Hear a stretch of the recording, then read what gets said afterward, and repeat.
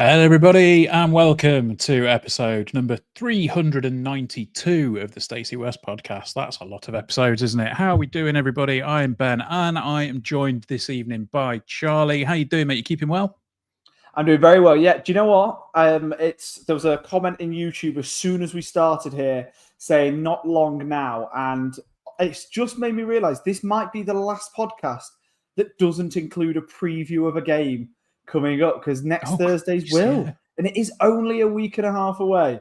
And I cannot wait for the football season to get restarted. Yeah, we need to figure that one out, because we've got a lot of planning to do, and it has crept up very, really very, very quickly on us. So yeah, absolutely.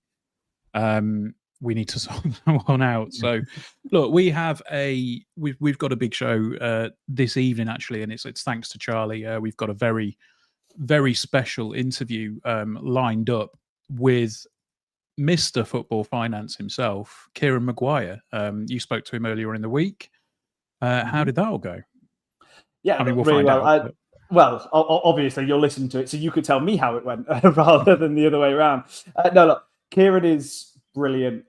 We've reached out a couple of times before, and whenever we do, he is always more than happy to come on and have a bit of a chat with us. And it was something that was actually requested in the Patreon Discord.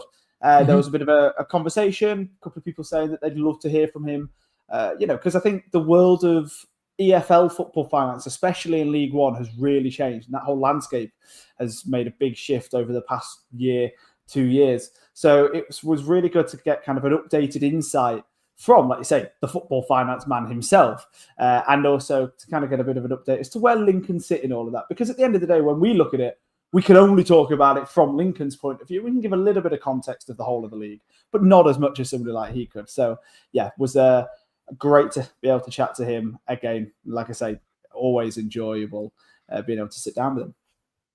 Yeah, definitely so. I mean, I've listened to bits of it because I had to just trim it down slightly to fit into the pod, and sort of trimmed out a couple of bits on there. But yeah, I've listened to a few bits, and obviously, Kieran's always good value.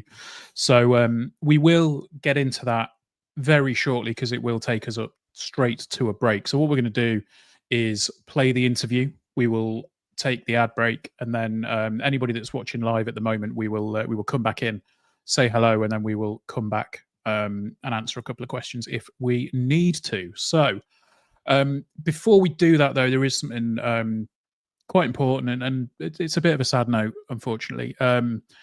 We just wanted to sort of pay some respects to a long-time listener of the podcast. He was a big supporter of the podcast, big supporter of the football club. Roy Rogers passed away recently. He was always one who was in the comments in the live chat when we went live. He was always a pleasure to chat to. He was I say long time supporter of the club and the podcast. He was served in the RAF for a number of years. He was I think he was part of the air traffic control group for the Red Arrows as well. So he had a very storied career, and it's just it's a massive shame. So unfortunately, Roy passed away recently. So yeah, we just want to pay our respects to Roy. Thoughts with his friends and family on that one, and just rest in peace. He was very welcome sight in the chat on the lives.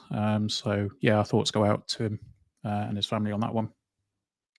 But yeah, so obviously, down note there, but we will now jump into what we have been waiting for, and it is a very, very special interview that Charlie has undertaken with Kieran Maguire. So you will see mine and Charlie's face replicated, or replaced rather, with Charlie's and Kieran's. So take it away, Charlie, from the past. What is a very special guest. He said just before we started recording that he doesn't know much about football. I very much beg to differ. Kieran Maguire, football finance expert, of course, been on before, but it's great to have you back. Well, thanks very much for the invite, Charlie. I genuinely don't know much about football, and I can say that with a degree of confidence because I've got a very privileged job, as well as doing something which I enjoy. I now work for the Professional Footballers Association business school, and I teach professional footballers. And the more time you spend in their company, the more you realise that we as fans, when we're pontificating on the internet and down the pub, we're probably talking out of our backsides 90% of the time. And in my case, probably about 95 when it comes to the game that we all love. Isn't that basically what our sort of podcasts do? That's what fans coming on here to talk about these sorts of things do. But you know what? Sometimes ignorance is bliss when it comes to those sorts of things as well, because I guarantee if you had people down the pub talking football that knew 100% of the time what they were talking about, there wouldn't actually be much room for some fun discussions over a few pints. So like I said, I'm quite happy in the position that we are in those sorts of things. So look, we wanted to get you on to kind of discuss during the off-season basically where Lincoln stood in League One, where League One stands overall, and then also where the whole of EFL and, at this point, English football stands, which is one of the questions we're going to get onto in a bit, with obviously a bit of breaking news that I want you to sort of discuss later on. But we're going to start, first of all, in terms of just looking at League One generally, because we've kind of got to get the context to then be able to understand where Lincoln's sitting there.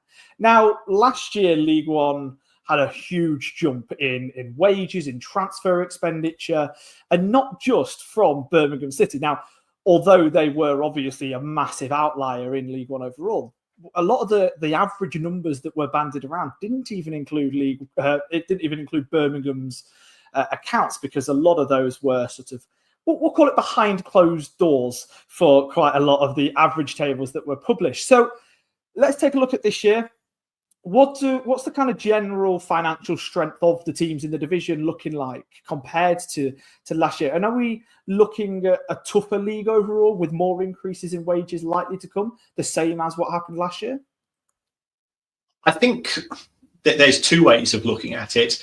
You could say initially that a lot of club owners, we talk about football clubs making decisions. That's wrong. It's that person at the top. You know, football clubs don't have a mind of their own. It all comes down to one person or a few people making decisions at the top. I think you could have said last season that with Birmingham City spending the level of money that they did, that the chances of being promoted were immediately significantly reduced. And therefore, some owners will have said, let's keep our powder dry.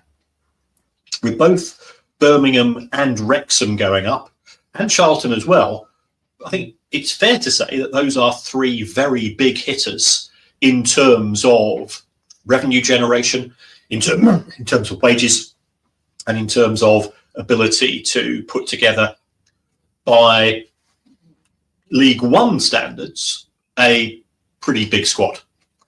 And therefore, perhaps we won't have seen that much inflation in terms of wages for other clubs in the division. How are clubs going to react to that this season?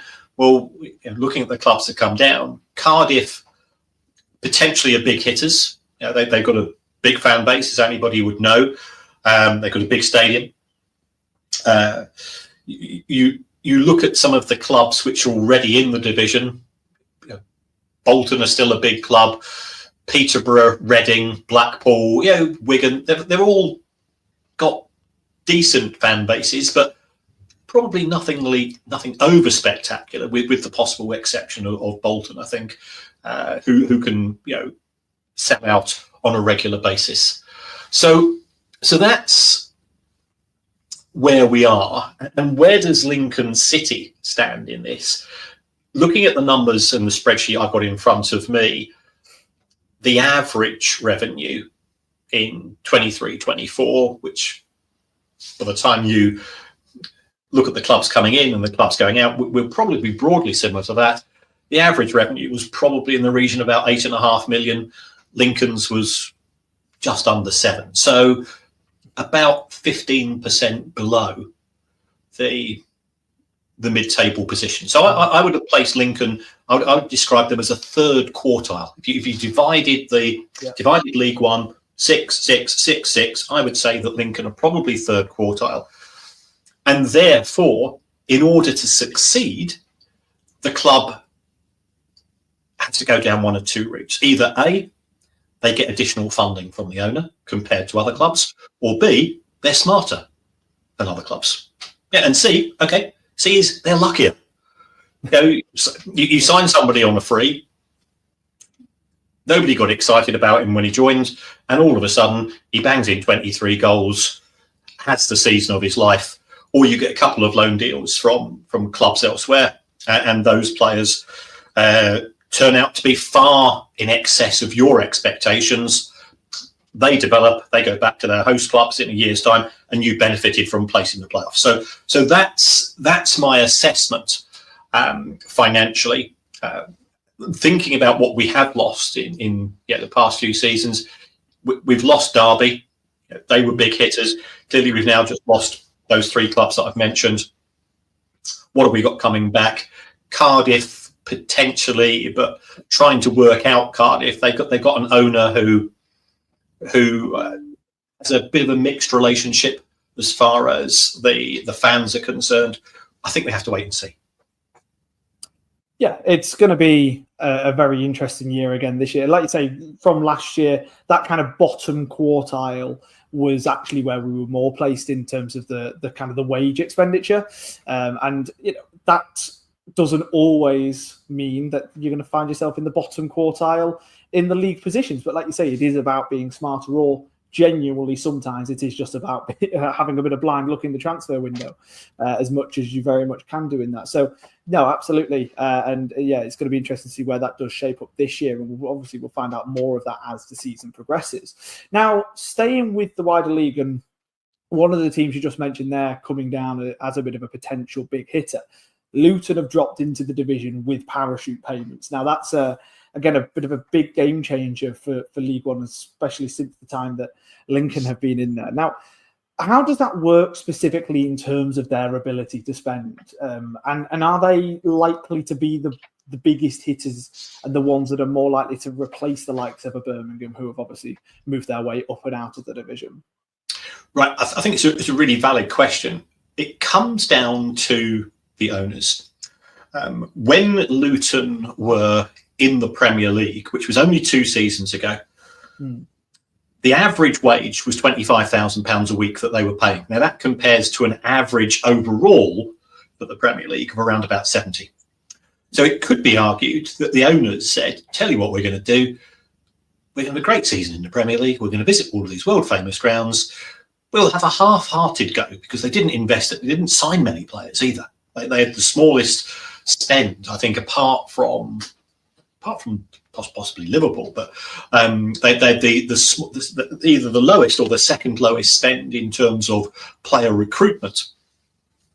And then they said, right, we've got a minimum of 2 years worth of parachute payments. So they picked up somewhere in the region of £46 million last year, and they'll be picking up £36 million this year. Now, to put that in context, Lincoln City made £7 million from ticket sales, TV, and commercial last year. So they got 5 times as much money. If they choose to invest all of that in players, you would expect them to do quite well. But if we go back a few years, Sunderland were relegated, and Sunderland had 2 seasons in League One in which they were in receipt of parachute payments. And in both, Sunderland are a massive club, as we all know, back in the Premier League on merit. Sunderland spectacularly failed to get promoted, much to the bafflement of spreadsheet nerds such as me, because you look at what they were capable of doing and what they actually did, and they massively underperformed. As far as Luton Town are concerned, and the reason why I didn't mention earlier is that there is a belief, and I don't know how true this is, there is a belief amongst Luton Town fans that the money from the success of the Premier League and the subsequent parachute payments, that is all being ring-fenced for a new stadium. So instead of the owners having to borrow money, instead of the owners having to put their own money in, is that money going to be allocated to the new stadium? Have you been to Kenilworth Road recently? No, not for a few years. Yeah, it's not changed. No. I was there 18 months ago, less than 18 months ago. I went there on a Tuesday night to watch Brighton play there in the Premier League. Luton walloped us 4-0. And I thought, well, if they play like that for the rest of the season, they're certs to stay up. And I think that was the last victory that they had in 23-24. So it's a quaint stadium. It's a stadium with character. Okay, these are the words that we use when we're saying it's a bit dilapidated. The owners appear to have a development plan to take the club elsewhere. And so the simple answer about Luton is that they are a great unknown, in the sense that if they put a fair amount into the playing squad, then they should have a very good chance of bouncing back up to the Championship. But if they allocate too much money for the stadium, then they could be left with egg on their face, because they'll have players on contracts which pay well, but the players aren't necessarily suited. League One fit football is different to Championship football. Championship football is different to bottom six Premier League football. Premier League bottom six football is different to the rest of the Prem. So it is a different game. Yeah, we think of it as being the same. It's not like Sunday League, where we broadly try to avoid the dog jobbies and nurse off last night's hangover. So I think Luton are an interesting case, but I've got no idea what their plans are. And observing social media and not dipping my toe into what ultimately is a private conversation, just watching from afar, the fans don't seem convinced. There's lots of conspiracy theories as to what's happened to the Premier League money. Well, it might be an interesting one to see whether they do kind of go really big this summer, or, like you say, whether they maybe do be a little bit more conservative in their spending of that, especially if they are looking to spend it more on infrastructure. Now, taking the focus from there back towards Lincoln then. Obviously, you've already sort of spoken about whereabouts we're kind of ranked in the revenue side of things. Obviously, I just mentioned before where we were sort of ranked in terms of the wage table of last season. Now, in terms of financial stability, both short and long term, first of all, one of the things that you have very often said on the Price of Football is that when you talk about Lincoln, they are a little bit of a golden standard. We are one of the ones that get a lot more praise than a lot of other clubs, which normally means that you don't talk about as much, which is a great sign on the Price of Football. But when you do, it is often with a bit of praise to the club. Now, what are the reasons for that? What's the reason behind the fact that we maybe are seen in a bit of a better light? And then where do you kind of rank our financial stability, both short and long term, as much as you can? Because, again, it could all go pop like that at any football club. Okay, I mean, let's put the cards on the table. I've met Liam on a couple of occasions. I've been very impressed with his professionalism. I've met other chief executives of football clubs who are more interested in sound bites than strategy. And I've met some club owners at that level who think that spending money is a quick fix, gets the fans on side, and it does. There's no doubt about that. I mean, again, sort of from my observations of social media is that a section of the Lincoln City fan base are a bit grumpy, a bit fed up. They feel that more should be invested. But the reason why I think Lincoln are a well-run club is, I find their output very transparent. They go beyond the bare minimum. I think there's a good relationship, to engage with fans in a non-patronising manner, and therefore that's to be encouraged. The club is losing money. It's losing, realistically, somewhere in the region of 50 to 60 grand a week. So the owners are putting that money in themselves, and what they tend to do is that they'll put in a large amount of money into the holding company, and then that will drip feed for the next 3 or 4 months into the football club itself. I think that's quite a good way of doing it. I'm certainly aware of other clubs, and we are operating now in an environment where there's a genuine danger of losing a football club that was in League One only 2 or 3 years ago in Morecambe FC. So I've been impressed by the people at board level. I think their strategy is a decent one. Their attempts to grow the club in terms of its ability to generate additional revenue are not spectacular. But I'm not being rude here. But you're Lincoln. They shouldn't be spectacular. Building a theme park at one end of the ground, it isn't a way to go forwards.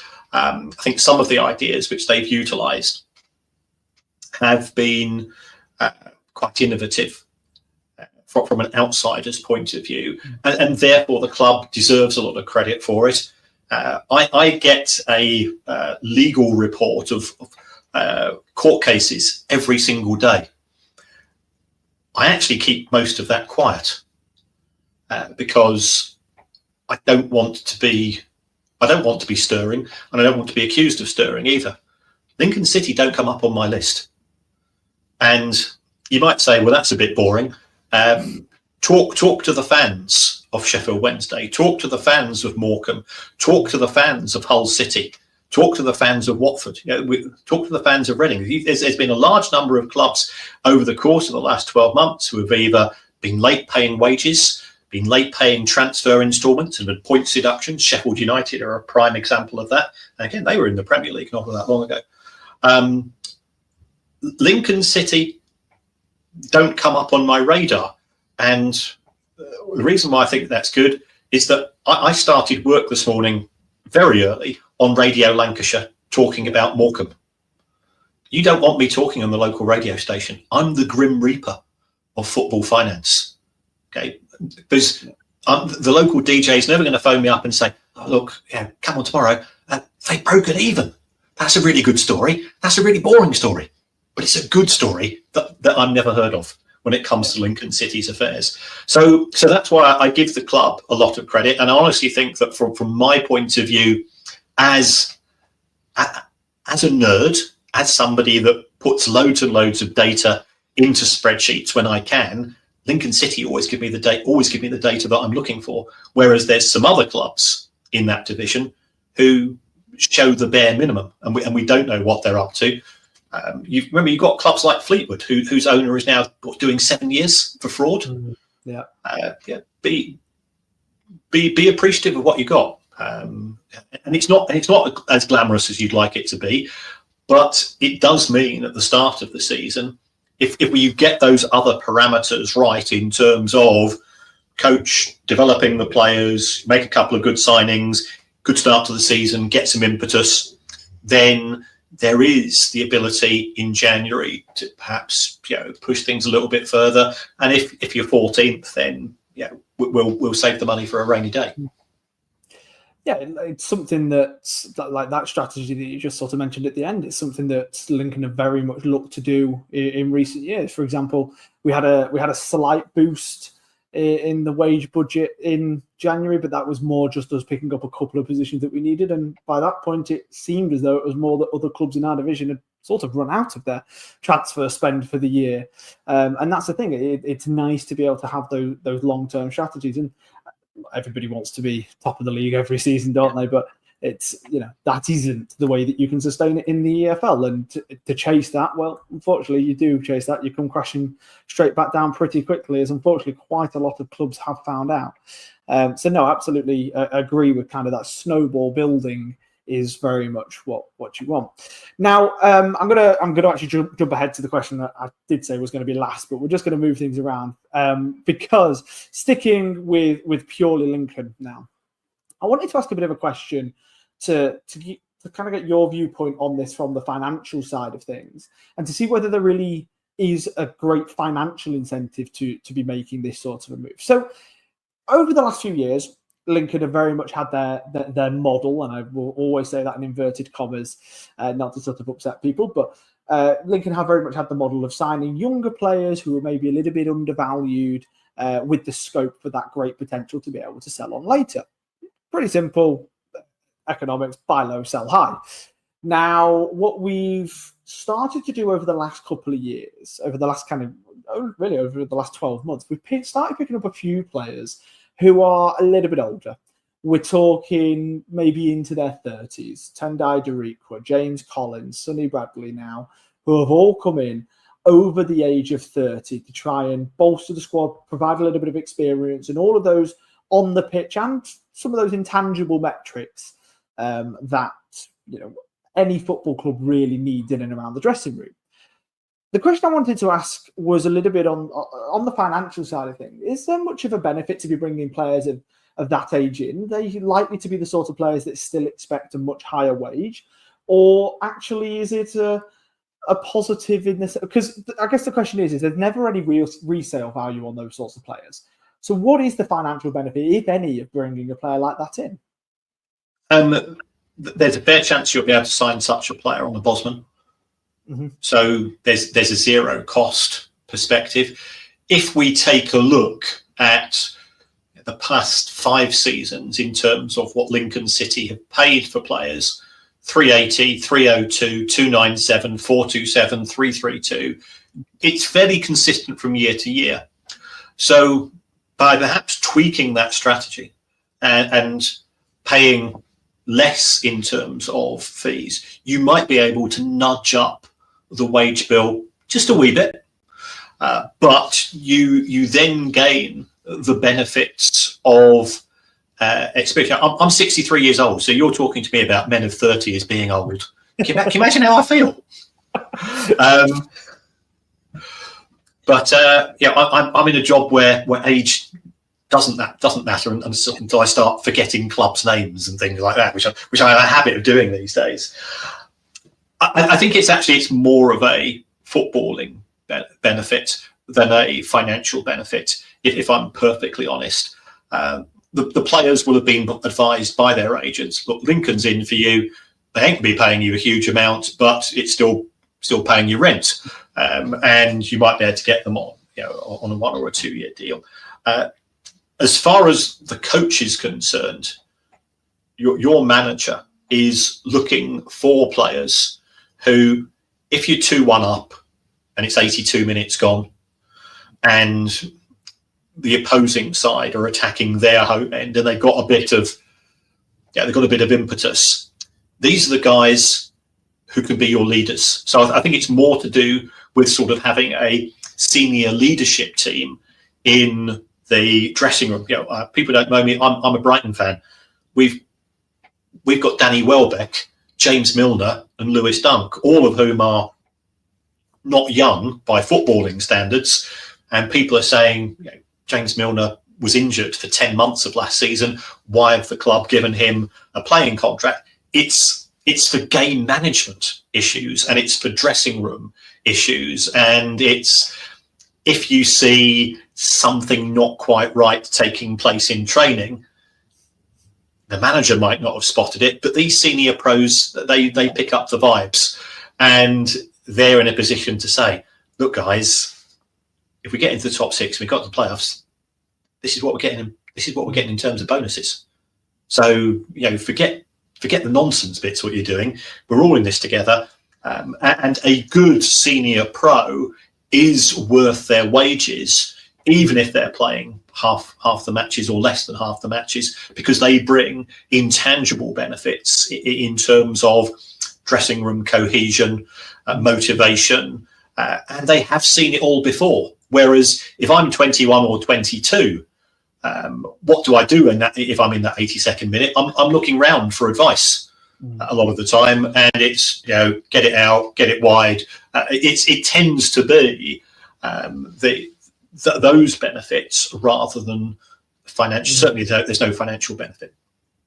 No, absolutely, and that's the thing. We just wanted to kind of touch on that point, because I think that's, again, a big sort of question mark, especially when you sign any player who you automatically know doesn't have a resale value, but they, at the end of the day, their financial benefit is getting you into the playoffs if you get there, isn't it?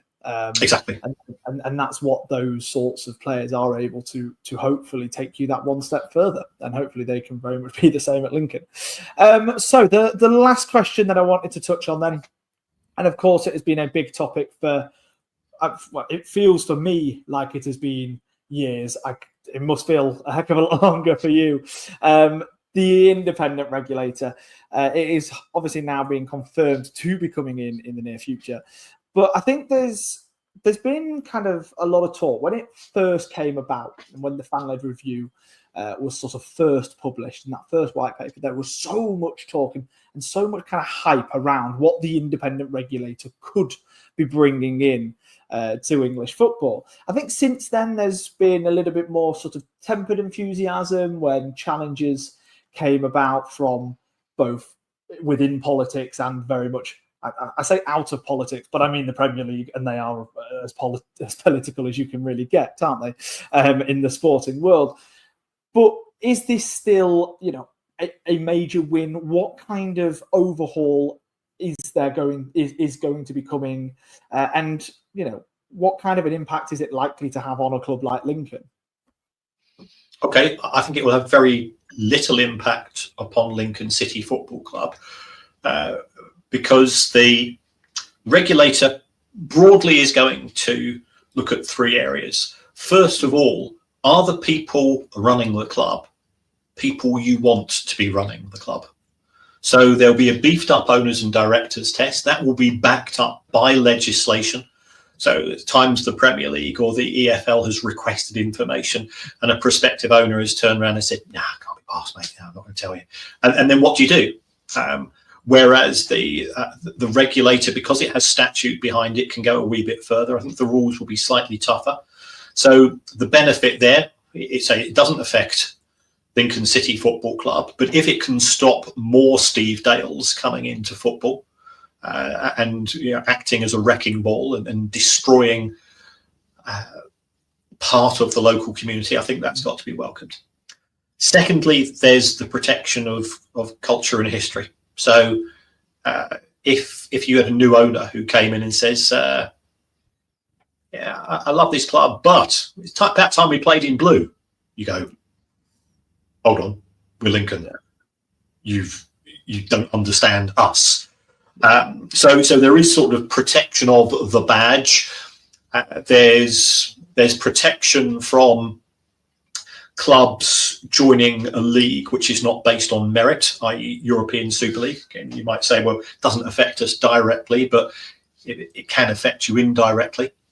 And there's finally a way of forcing the Premier League and the EFL to come up with a slightly better TV deal. Now, if I talk to fans from 92 clubs, they'll all tell me exactly the same thing. A better TV deal is one where they have as much money as before or more, and everybody else has slightly less. That doesn't work. That's that's part of a broader budgetary issue that we have in society. That I'm not getting political here, but we want better schools, we want better roads, we want a better health service, but we don't want to pay for it. Well, it's exactly the same in the world of football. Or we want somebody else to pay for it. If the Premier League was genuine in terms of its opposition to the independent regulator, it took 3.5 years to come up with an improved TV deal, not getting the 25% that the EFL initially said they want, and even the EFL knows that was a moonshot, but a slightly higher number and slightly more protection for how that money was spent. And I can assure you, the EFL would have signed off on it, but no offer has come from the Premier League. And part of the reason for that is the Premier League realised if you go into a battle with them, it's pea shooters against tanks. The only thing that the EFL has to offer is two-legged semi-finals in the Carabao Cup. I give us a bit more money and we'll go to a one-legged semi. Yeah. And other than that, if the Premier League says, no, we're not going to give you anything, what can the EFL do? They say, well, we think it's unfair. We think that it's created cliff edges. We think it's created casino culture as far as club owners are concerned. And do you think that the Glazers or Jim Ratcliffe or Stan Kroenke or Fenway Sports Group, Abramovich when he was there, Todd Bay, do you think they give a damn about competitive balance in the lower leagues? They couldn't give a hoot. They don't even know. They can't even spell Lincoln. They'll spell it CONE. So the regulator will have, as a last resort, and I can assure you, having had conversations with people in that there London, and that there, I've been very fortunate that I've been to Whitehall on a few occasions. They don't want to go down that route, but they are prepared to go down that. And on the back of that, I would anticipate that could benefit Lincoln City in the sense that the regulator would force through a slightly more beneficial model in terms of distribution. But don't expect anything for probably 2 to 3 years. Well, that's it, I guess. If we at least live in hope that it is coming, like we have done for the past 2 or 3 years. But at the end of the day, the independent regulator not making a massive difference at Lincoln isn't that much of a bad thing. But the independent regulator making a big difference at somewhere like Morecambe, that's, those are the sorts of clubs, to use sort of today's example of a club in real turmoil. I think that benefits football fans wide over, whether it is your team or it is not, because like you say, at the end of the day, nobody wants another situation like that to be happening. So hopefully we can sit back in a little bit of comfort and watch it get fixed rather than watch it all crumble apart, which I feel like is sometimes the way that we do sit there and look at English football at the moment. But no, like I said, very glad to hear that is very soon on its way. But look, that was Kieran Maguire. That was the questions that we wanted to put forward, discussing League One, obviously Lincoln City's place in it, and the future, which the future is the independent regulator. It's something that we will be talking about for years to come. It's something that we've already been speaking about for years. So it's great that we are constantly moving forward to a better version of English football with that in place. So look, Kieran, thank you so much for joining us here. Really enjoyed chatting to you as always. So thank you very much for coming on. Well, thanks very much for the invite, and up the imps for 25-26. And there we go. That was Charlie's chat with Kieran Maguire. So we are going to take a very, very short ad break for those listening, and for those that are watching live, we'll say hello. So we will speak to you in just a second. And there we go. Right. So let's see who we have in. For those of you, for those watching live, I'm in the green room and I see Charlie wave frantically at the screen, then run away literally 10 seconds before that interview video finished. So, slight wave of panic came across me. I have no Wi-Fi in my apartment at the moment, so I am doing everything off of my personal hotspot, which meant that I just had to, and I realized my phone was on about 10%, so I just had to leg it across the other side of the room, grab my charger, and bring it back over here. Dear. Oh, dearie me. Right, well, let's see who we've got in. Steve Jollins is in. Even chap's not long now. Indeed. Adam Bull's in, says evening all. Steve Barton, as always, evening everybody. How we doing? Flossie is in. Good evening, everyone. Gerard Fox is here, says evening all. Adam says eight for the big 400. Any plans? Bit of a touchy subject for a few reasons, but nothing major planned. We do have plans. We are working. There are ongoing discussions and negotiations. I think it's the best conversation we can have with that at the moment.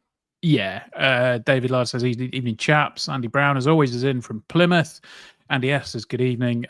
Martin Alcock says, I am unreasonably excited. I mean, entirely suitably hyped about the interview. So there we go. Hopefully it lived up to the hype, Martin. I was suitably impressed with Kieran's breakdown of things on that one. Harry Warby says, hi all. Neil Flowers in says, evening everyone. Dave Tuplin is in, says, evening guys. Roy Dunn says, evening both. Phil Bennett says, hey lads, not too bothered about the preseason results, just hope there's no more injuries. Poor old Lewis is crocked again, can't wait for the season to start up the imps. And then we've got a few comments on the interview there, so yeah, we'll come back in to the main pod so we can dissect what we've just heard, because it was pretty fascinating stuff. So yeah, we'll break and then come back in 3, 2, 1, and we are back. So Charlie getting to speak to Mr. Football Finance and getting the lowdown on what he thinks about League One in general, about Lincoln, and about obviously the wrapping up there with the independent regulator. I think the interesting thing for me was kind of hearing that essentially when it comes to Lincoln, it's a bit boring from his point of view, and boring in this instance is good. It is. I made a bit of a joke within the interview, and for those people that listen to the Price of Football podcast or even listen to Kieran in anything else that he does, will very much know that the more he mentions your club, the more he is like the Grim Reaper in that sort of a sense, and realistically, the more shit you're in, and obviously that is the last thing that we want, and it's always a bit of a sobering reality when we talk to Kieran, because again, we believe from our point of view that Lincoln are a well-run club.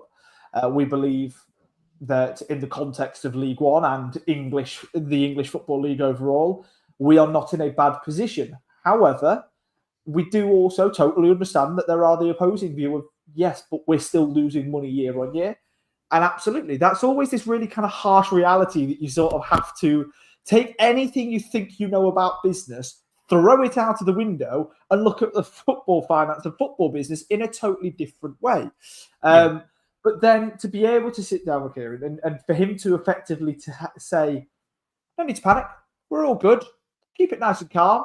And it almost soothes you a little bit when you do hear him have that opinion of your football club. And like I say, he likes Lincoln, he likes the way it's run, he likes the people there. He did mention that. Whether you like the people there or not, that doesn't matter. But overall, it's the fact that when he comes on, he is effectively saying, he's answering the questions nice and simply, nice and smoothly, and simply saying, honestly, guys, don't worry, you lot are boring. That's a good thing. Take it for now. Because again, at the end of the day, we don't know in 10, 20, 30 years' time what could happen. Like I said in the interview, it could all go pop at some point. And every single football club is in that position. But let's very much relish the position that we're in at this very moment. And the fact that realistically in 5 years' time, I certainly doubt there would be major change. Yeah, and I think that's the thing, isn't it? Like the overarching thing about the regulator, I mean, obviously we'll come on to that now, before we touch on, League One in general.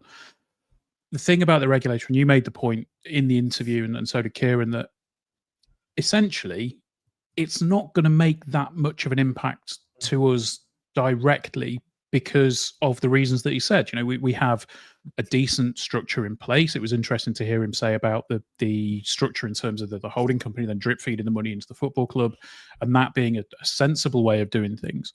But when you have a decent structure in place and you've got somebody that's coming in to oversee the whole of football and say, right, we want to make sure that we've got decent structures in place across the board, you can sit there and go, well, we're all right.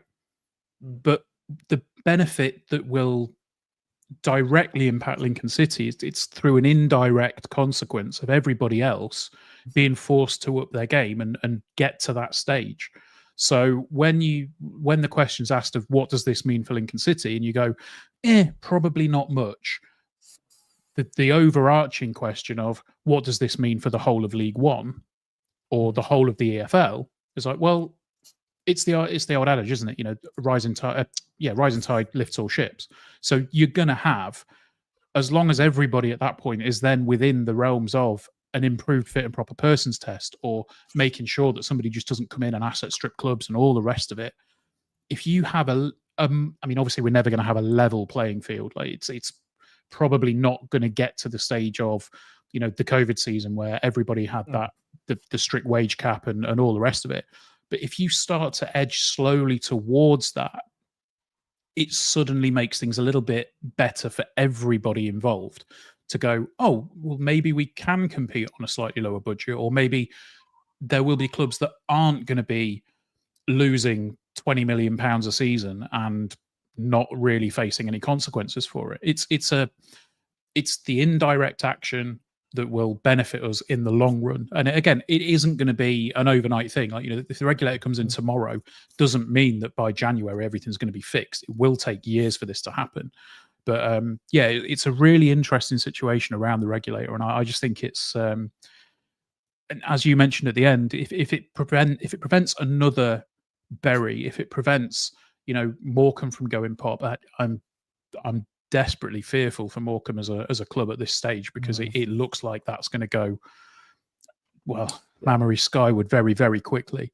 But if it can prevent those situations happening in the future, it will benefit us in a way that we wouldn't necessarily think. And you know what? Morecambe 20 years ago may not have thought that it would need to be a benefit to them.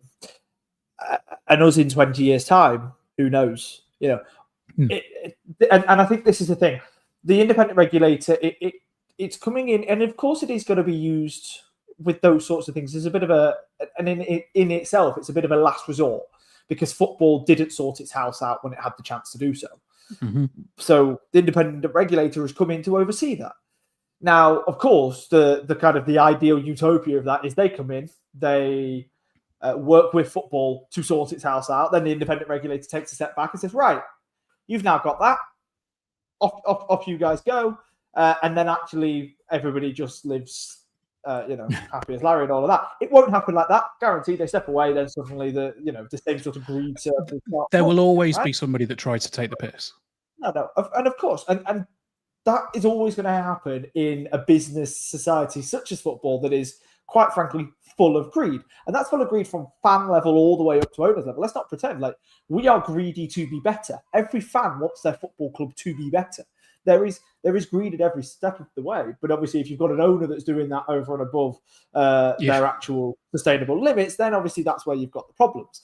But look, if an independent regulator comes in and helps English football not just survive but thrive, then like you say, that benefits us now indirectly, and who knows, further down the line, touchwood doesn't, but potentially helps us 10, 20, 30 years down the line with a little bit of more of a direct impact, if that ever were to be the case. And the independent regulator has now been given royal assent as well. So that is it. It's in. DCMS, the Department for Culture, Media and Sport, they have already started posting job listings as well. I saw the other night. The royal assent was given about 10 minutes before me and Kieran went on air as well, which was pretty perfect timing for obviously one or two of the questions that we had there. We are in a really good spot with that. Let's not pretend like it suddenly gives everybody a salary cap and Lincoln are going to be on level playing fields with the likes of Birmingham and Luton. It doesn't, but also it doesn't need to be that, because football still, there's still always going to be that competitive edge, and some of that will come from finances. There's no denying that. Yeah, 100%. So just going through a couple of the comments that we've got here. Richard Godson says, very intelligent assessment of the role of the independent regulator there. This came in before we started talking about it, so I'm assuming he's talking about it wasn't just me or you? Oh. I'm sure he's talking about Kieran's assessment. I'm taking it. Andy says, what a fantastic interview. Well done all for getting this arranged. It's rare that we will do this, but yeah, we will absolutely give all of the flowers to Charlie for this one. It was all on him to get it sorted. And Steve says, having lived through the Gilbert Blades times at Lincoln, not being mentioned in any legal lists is a very good thing for the club. So that kind of ties back to what you were saying about it being, quite boring. And I think we know as Lincoln City fans that Clive at the head of it will be responsible for the culture that trickles down through the whole club. And if you can find a Lincoln City fan that has a bad word to say about Clive, I'm yet to find one. He will always be very, very highly spoken of at Lincoln, and I think it does permeate the entire club when he's talking about the culture there. And if you're working in a place that's got a good culture, you're not going to take them to court. That's pretty much the long and short of it. That's not saying that there won't be instances where we do appear in those filings and that paperwork, but the fact that he said that he never sees Lincoln in those lists and he gets them on a weekly basis. The first thing is, it's slightly surprising that he gets weekly court cases surrounding football clubs. It's just something that you don't even hear of or think about as fans. But yeah, I mean, taking that and then going into the whole of League One, the thing that really kind of interested me when he was talking about it was the big question that I had going into this, and I think it was one that I put to you to ask, was about the parachute payments for Luton. How that will impact the rest of the division. And it seems to be like it's probably on that kind of on a bit of a knife edge as to whether it will be, they're going to do another Birmingham, or they will be sensible with it. It's at the moment, it seems like they're going to be a bit more sensible with it than Birmingham just kind of spending all the money. But I mean, your thoughts on what you had to say about the big clubs now in the division. Yeah, look, we've lost obviously two huge clubs in terms of spending power from League One, obviously in Birmingham and Wrexham. Let's not pretend that Wrexham was also a big spender. But Birmingham being the biggest ones, a League One signing for £15 million is, would have been unheard of only a couple of years ago, let alone last season. So that in itself is kind of technically a big win for us in League One to not have to do that again. The question was kind of very much phrased of, are Luton effectively going to be replacing them like for like? The answer very much seems to be no. Because again, I think that was the big worry, that they're coming down with parachute payments. They're going to be getting £30+ million in parachute payments alone, regardless of any of their match day revenue and income from other sources. So it doesn't look as though they're going to be quite spending the same sort of dollarage, shall we say, as Birmingham City. Is that a word? It's we'll go with it. But yeah, no, they won't be spending the same sort of amount as Birmingham, but they'll certainly be spending one of the top spenders in the division at a sort of a bare minimum. Obviously, the question then was very much focused as well around their infrastructure, because chances are they would want to ring fence some of that money for infrastructure. But from what Kieran was saying, there's a potential that some of that money could have been used or misused, shall we say, mishandled. Obviously, not making any allegations towards anybody at Luton Town, but there's a few fans are sort of arguing against that. Does that potentially point to a bit of a club in turmoil coming into League One? I mean, off the back-to-back relegations, I can't really see Luton going up as title winners in the same sort of vein as what Birmingham did. So, yeah, although they do come down with a lot more spending power than almost anybody else we've seen come down into the division, they're still not quite on par with what Birmingham were last year. Yeah, no, I think it's. I was hopeful that they would probably, err on the side of being sensible. So, yeah. Let's have a quick look. Martin says dollarage is definitely a word right up there with dollary dues. Dollary dues is the Australian currency. That's yeah. Dollarage. And dollarage is Luton Town's currency. I don't really know what your problem is. Oh dear. Right. Let's move on from the interview. Yeah, no, great work, Charlie. It was really, really good to listen to that and just kind of hear a bit of praise for the club from externally. I think that's something that we all like to hear. So got a few bits to touch on before we go. Obviously, it has been a relatively quiet week from the football club. I say relatively because things have kicked up a notch over the past 24 hours or so. So obviously last night we played away at Grimsby in a friendly. We lost 2-1. And there was the usual kind of grumbling and a bit of a meltdown in some certain places. And I don't know how many times these words can be put into a sentence, but it's a pre-season game. It's a warm-up game. It's not like the guys were going hammer and tong to try and win it. Although I will say that we didn't look particularly great in the first half. So, there is always the caveat of, yes, it's pre-season. There is an entirely different mindset when it comes to professional matches, to first 11 games and all the rest of it. But, it's never nice to lose to Grimsby. I had a friend that went along to the game. He's a Grimsby fan at work last night, and he was saying that I don't think I can use the proper term, but he said you had some big lumps. Let's use the word lumps. Big lads, and there was a couple that did impress him. He said there was a lot of tasty challenges going in here and there, so it wasn't like it was completely just a training game down the park. It was a little bit of bite to it, but again, I don't think we can take too much from these kinds of games. And again, we'll go back to cliches, but it's all about minutes in the legs and everything else. So, I'm looking forward to Saturday and the West Brom friendly. I rarely do a lot of friendlies, but it'll be nice to get back down the bank on Saturday and see what's what. Have you got any thoughts on Grimsby before we move to the kind of big news that swirled from it, Charlie? Yeah, look, obviously there's not too much that you can say about a friendly, is there? Granted, if we'd won 5-0, we would probably be... Oh, we'd be winning the league. But, that's the story of a football fan, isn't it? You don't care about a friendly if you lose, but my God, do you care if you win? But no, with that, it's obviously not that important in terms of the result. The things that you definitely do need to watch out for in a friendly like this is, do we look sharp? Do we look fit? Now, if that's the first pre-season game, the first friendly of pre-season overall, and you're not really looking too sharp, you're not really looking too fit, it doesn't really look all there, it's looking a bit disjointed, you put that down to it's the first game of pre-season. When you start getting, a week and a half before the season starts, a week before the season starts by Saturday, and it's still sort of looking like that, there is obviously a reasonable amount that you can get concerned for in that scenario. But still, provided we could show a little bit of fitness, a little bit of sharpness, we could show some of those tackles, we could show that there was still a little bit of desire, even though it was just a friendly.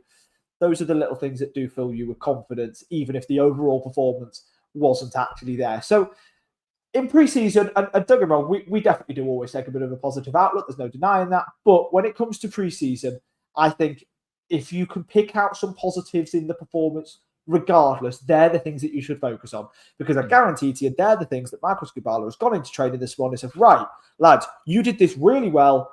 Now I want you to double doing this really well. You didn't do this too well. Right, we're now going to sort it, sort of thing. So the manager and the coaching staff are watching the exact same game as we are, so they know the parts that aren't doing too great, and they've got a week and a half to effectively fix that before the first game of the season against Reading. So, yeah, not too worried at the moment, but I understand the slight cause for concern if some of those things aren't hitting the mark.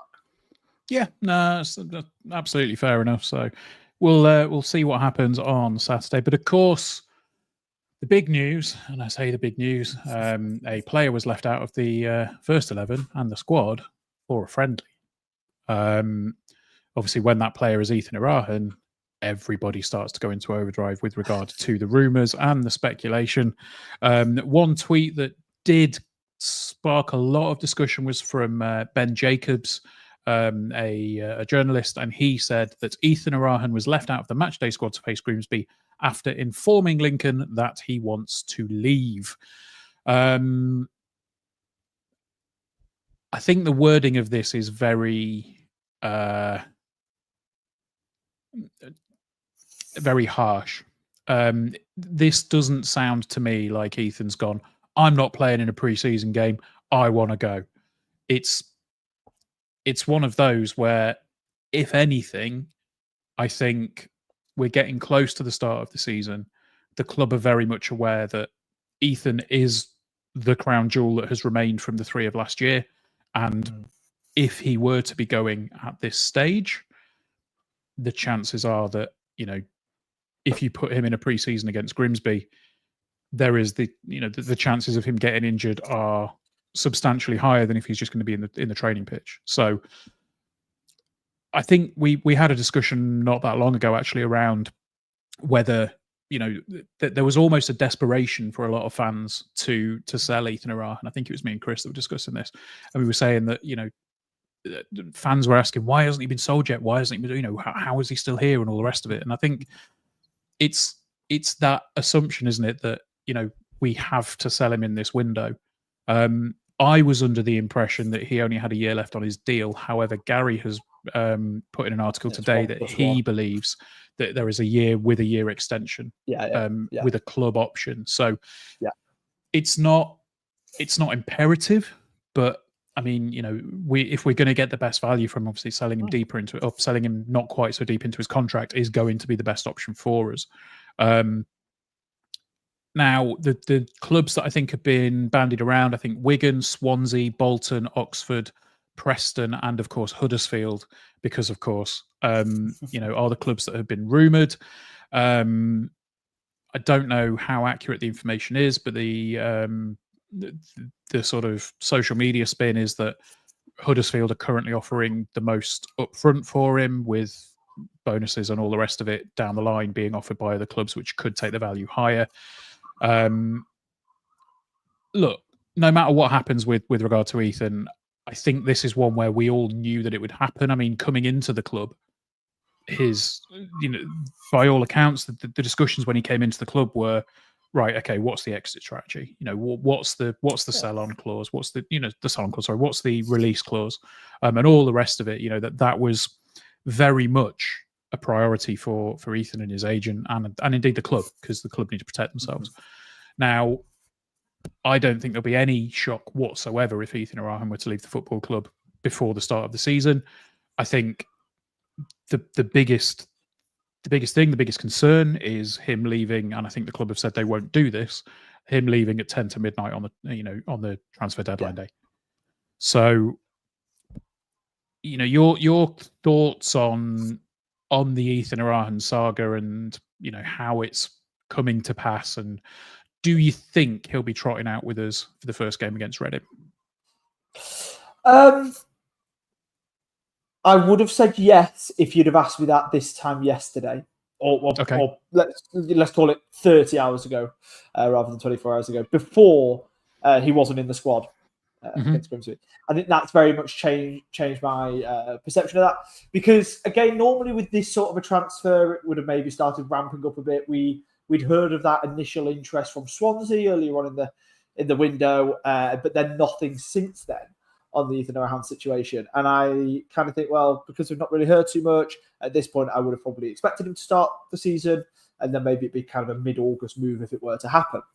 But with that situation, to me, that screams that something is a little bit closer than what was previously thought. I always do find it a little bit funny that all of these clubs are now getting named after he said, after it was decided he wasn't going to be playing in a game. And there are basically half of Championship and top-end League One clubs that are mentioned. So, again, I very much take all of that with a massive pinch of salt. There is likely to be 2 or 3 of those clubs that are actually interested, and the rest that are just thrown in there by journalists, by agents, or whatever, just to try and spark a little bit of social media hype, shall we say.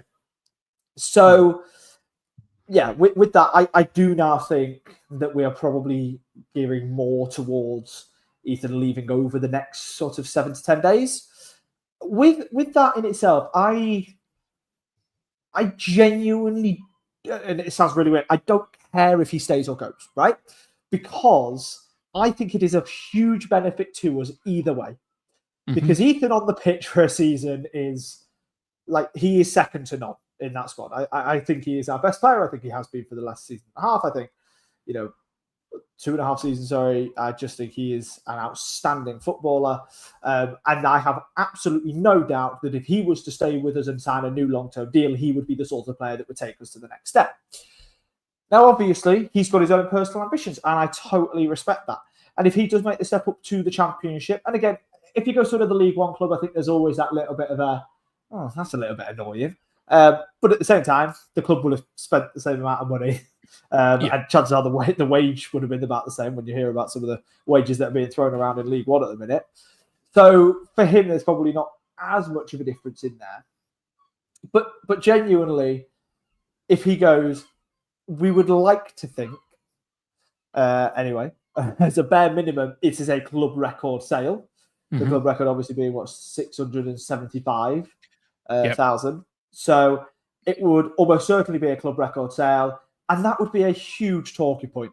If that is 7 figures, which we very much believe that is what it is likely to be, or maybe a little bit less than that, and then maybe it goes up to that with bonuses, etc. But if it is around that 7-figure mark or over, again, that is a huge talking point for us as Lincoln City, and that is the first major sale that we can point to and say, this works, look at him, this is brilliant. These are the sorts of signings that, we want to have one of those every year or every 2 years. And hopefully he could be the sort of player that kickstarts that. Because you see some of these clubs in League One that sell a player for $1 million. Suddenly, then they've got other players valued around the same price, because people look at that club and say, oh, okay, you sold him for $1 million. You're going to put the same sort of bar on this other player. We're going to have to go into that. So I think it very much does snowball like that. So long-term stability in the club and all of this, it is probably better to let Ethan Arahan go and take the money for him this summer. However, I'll be honest, it really will be hard to see him go and see one of the best players that I've seen at Lincoln City leave the football club. With that, either way, it is a huge benefit to us. But the way that it's gone, and the way that obviously that came out yesterday, because that kind of agreement was made between player, club, agent, etc. And by the sounds of it, it was, fully amicable between all three parties agreeing. I can see it now being a much sooner rather than later deal coming about. Yeah, absolutely. I would be staggered if he ends the season with us, whether he starts the season or not. I would be absolutely flabbergasted if he ends the season with us. It's been known for a while. He has a release clause. If a club meets that release clause, he will leave the football club. So I think I wouldn't be wrong in saying that release clause is 7 figures. I don't know where that fits in within the 7 figures, but if he has that release clause, what that would mean for us is obviously we would have to pay a portion of that to St Mirren, presumably as part of any deal, because they will undoubtedly have had some sort of sell-on fee or sell-on clause for Ethan. So if we were to sell him and make £1 million profit, we would potentially have to lose 10-20% of that, whatever St Mirren have decided to throw in. So worst case scenario, we could come away with around £800,000 if if the sell-on fee is met. The fact that he has a year plus 1 on his deal leads me to believe that we will not sell unless that sell-on fee is met. So if he goes, then there's going to be a massive chunk of change in the club's in the club's coffers to find a replacement. And let's not kid ourselves. If we get that kind of money for Ethan Arahan, it does not mean that we're going to go and spend £800,000 or £1 million on a midfielder. It means that we will be able to invest that money across maybe a couple of positions. We might be able to get 2. We're still in need kind of a left back. We don't have a dedicated left back at this stage still. So it could well mean that we would get a reasonable quality left back that we can develop and bring on, as well as a midfielder that we can, develop and bring on. It would be much more. It'd be higher quality of than the caliber that we would have previously been able to get, but it's an option. So, well, think about what Kieran said in the interview. Lincoln's transfer spend over the past 4 or 5 seasons: 300,000, 400,000, 300,000, 400. Like it's very, very stable between that kind of 300 and 400,000 pound mark. If we were to sell Ethan Arahan, and let's say we were to make 800,000 profit, maybe even a little bit less. Let's even say 600,000 pound profit, right? That could be an extra 150,000 pound in that transfer budget that we are spending for each of the next 4 seasons. Yep, that's the sort of deal that somebody like an Ethan Arahan can make. Bearing in mind, Arahan himself cost us a couple $100K, so suddenly that means we can buy close to another one of him on top of our normal transfer spend, and that's the sort of thing that a player and a deal like this can bring for this football club, to the point where we are sustainably fighting to be in the playoffs rather than sustainably fighting to be mid-table. Yeah, I think you might be slightly underestimating what we paid for him there. But I think there's probably there's a slightly higher initial transfer fee for him there. But yeah, there's an option there for everything. So cool, right? Ethan may be leaving, but we will move on and live. So, right, other things that we need to confirm. I'm aware that we've gone over our hour, so we will wrap up relatively quickly. There was a couple of things I think we wanted to plug. I know there was one thing that I've definitely forgotten, but one thing I haven't forgotten is the Lincoln City FC Heritage exhibition that is going to be on at the Cathedral from the 28th of July to 28th of August. So I think that's Saturday, Sunday. I don't know what day is what at the moment. But it is on at the Cathedral. Next Monday it starts. At the Cathedral. The entry to the exhibition is included as part of the entry price to the Cathedral.